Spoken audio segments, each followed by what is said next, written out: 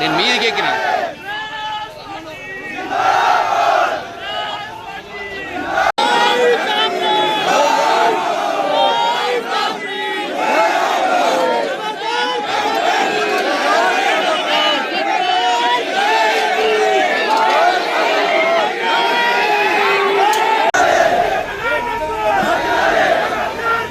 ఏమైందే చేతు?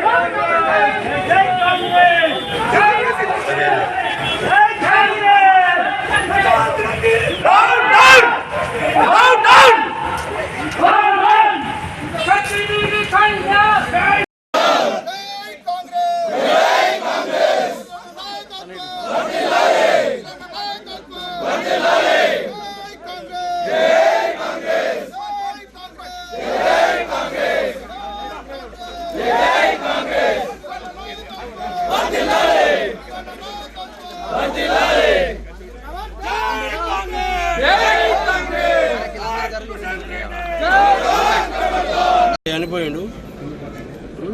మాకు కాంగ్రెస్ ప్రభుత్వం రేవంత్ అన్నగారు, సునీల్ అన్నగారు, ఈరావతి అన్నగారు మా ఇంటికి వచ్చి పరామర్శించి గల్పు బాధ్యతలకు 5 లక్షల రూపాయలు డైరెక్ట్ రూపాయి ఖర్చు లేకుండా ఎటు తిరగకుండా వచ్చి పరామర్శించినాక డైరెక్ట్ అకౌంట్లకు వేసిర్రు, మా భార్య అకౌంట్లకు.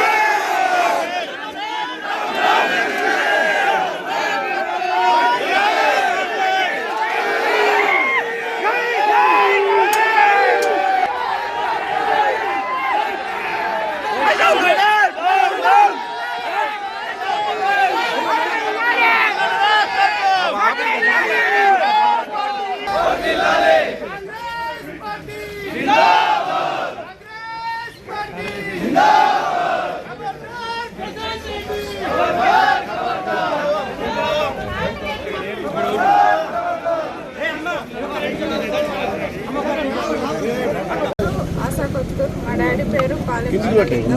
మా డాడీ దురదృష్టవశాత్తు ఫారెన్లో మరణించడం జరిగింది. మాకు కాంగ్రెస్ పార్టీ 5 లక్షలు మా మమ్మీ అకౌంట్లకే వేయడం జరిగింది. దానివల్ల మా కుటుంబానికి చాలా మేలు జరిగింది.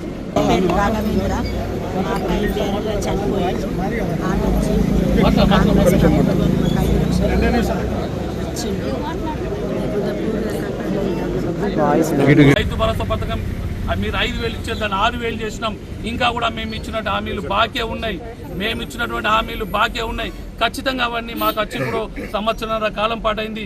ఇంకా 3.5 సంవత్సరం కాలం పాటు మాకు టైం ఉంది. ప్రజలిచ్చినటువంటి టైం మా దగ్గర ఉంది. ఈ 3.5 సంవత్సర కాలంలో మేమన్నీ కూడా ఏ హామీలు ఇచ్చినాం అన్నిటి కూడా కట్టుబడి ఉంది రేవంత్ రెడ్డి గారు సర్కారు. ఈ ప్రజాపాలన, ఈ కాంగ్రెస్ పార్టీ అనేది మీరు దృష్టిలో పెట్టుకొని ఇంకోసారి తీవ్రంగా హెచ్చరిస్తున్నాం. నువ్వు అనవసరంగా ఈ విధంగా చేస్తే నీ గుండాలను ఊర్లలో మేము పాడి వేద్దామనుకుంటాం. నీ గుండాలు ఏపాటి గుండాలో మాకు తెలుసు. నీ గుండాలు ఒక్కొక్కరు కాలినటువంటి శక్తి మా దగ్గర ఉన్నది. కానీ అధికారం మా దగ్గర ఉందని ఏ రోజు కూడా తప్పు చేయదలుచుకోలేదు. ఇప్పటికైనా ఒళ్ళు దగ్గర పెట్టుకొని ఉండు. నువ్వు ఎంత పెద్ద దొంగవో ప్రజలందరికీ తెలుసు. నువ్వేదో పెద్ద ఒక చీటర్వి. రాష్ట్రాన్ని నువ్వు నీ నాయకత్వం ఏ విధంగా దోసుకున్నారో ఈరోజు ప్రజలందరికీ తెలుసు. మీ రాష్ట్రాన్ని ఖజానాన్ని ఖాళీ చేసినప్పుడు కూడా ఈరోజు రేవంత్ రెడ్డి గారు ఈ ఈ ఫైనాన్షియల్ డిసిప్లిన్ తీసుకురావడానికి ప్రయత్నిస్తున్నది మీకు కూడా తెలుసు. నీ గట్టి మనసుంటో ఒప్పుకో. ప్రజా సమస్యల పట్ల నువ్వు మీటింగ్లకు అటెండ్ అయ్యి, జిల్లా కలెక్టర్ దగ్గర అటెండ్ అయ్యి, నీకేమైనా సమస్యలు కాకుంటే వారికి అభ్యర్థించుకో, వారు తీరుస్తారు. నీకు అసెంబ్లీలో అవకాశం ఉంది, సెక్రటరీ తిరిగే అవకాశం ఉంది. నువ్వు అసెంబ్లీకి చక్కగా పోవు, సెక్రటరీకి చక్కగా పోవు, కలెక్టర్ ఆఫీస్లో మీటింగ్లకు ఈ విధంగా రెచ్చగొట్టడం ఎంతవరకు కరెక్టో ఒకసారి బాల్కొండ నియోజకవర్గ ప్రజలందరూ కూడా ఆలోచించాల్సిందిగా విజ్ఞప్తి చేస్తున్నా. నువ్వు మోరుతా నాకెవరు చెప్తున్నారు వేల్పూర్లో కూర్చొని నా ఇంటికి ఎవరు వస్తలేరని చెప్తున్నావట. నీ ఇంటికి వస్తామని ఏనాడు చెప్పలేమయ్యా. ఇప్పుడు నీ ఇంటికి రామ్. వేల్పూర్ గాంధీ కాడికి వస్తామనుకున్నాం, కానీ అక్కడ 144 సెక్షన్ అమల్లో ఉంది. మేము 144 సెక్షన్ ఖచ్చితంగా ప్రజాస్వామ్యానికి విలువనివ్వాలా.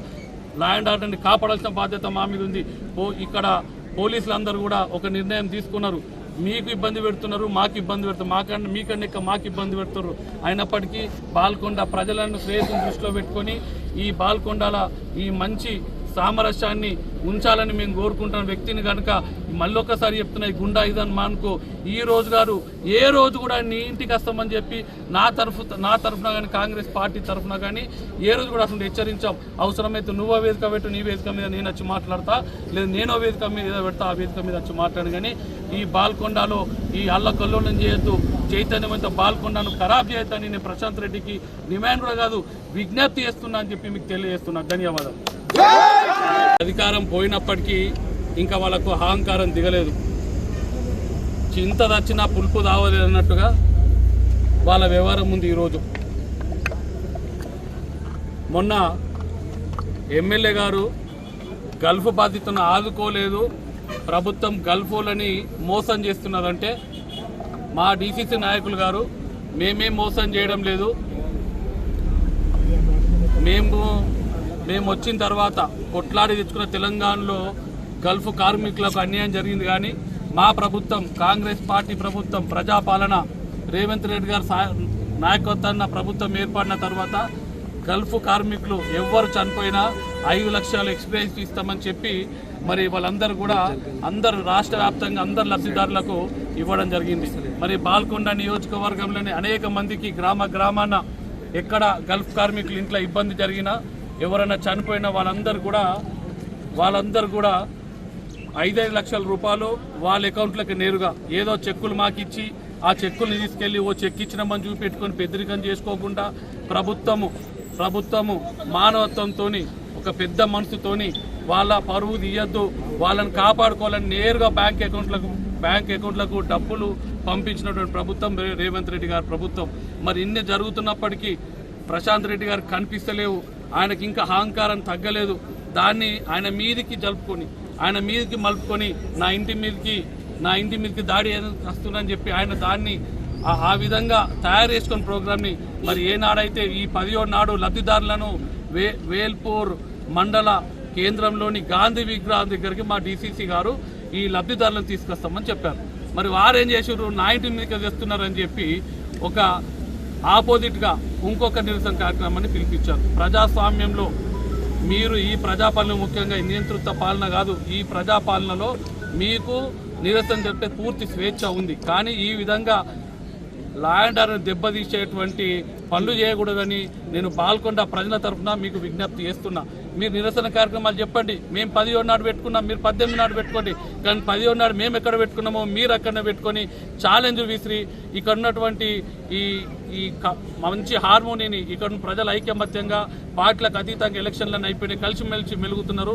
ఈ వాతావరణాన్ని ఖరాబ్ చేయొద్దని ఎమ్మెల్యే ప్రశాంత్ రెడ్డి గారికి మరి మీ గుండాలందరికీ కూడా తీవ్రంగా హెచ్చరిస్తున్నాం.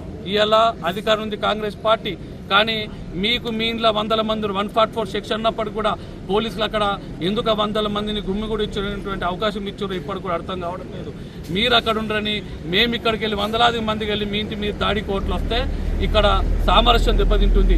ప్రజల మధ్యలో లా అండ్ ఆర్డర్ దెబ్బతిని అనవసరంగా గడపడ్లు కావాలని ఉద్దేశం ఓపికతోని మేము ఈరోజు వేల్పూర్లో కాదు మోర్తాడ్ మండల కేంద్రంలో ఈ లబ్ధిదారులందరినీ ప్రెస్ ముందట వీళ్ళందరినీ కూడా పెడుతున్నాం. ప్రశాంత్ రెడ్డిని కళ్ళు ఉంటే చూసుకో, వీళ్ళందరినీ చూసుకో.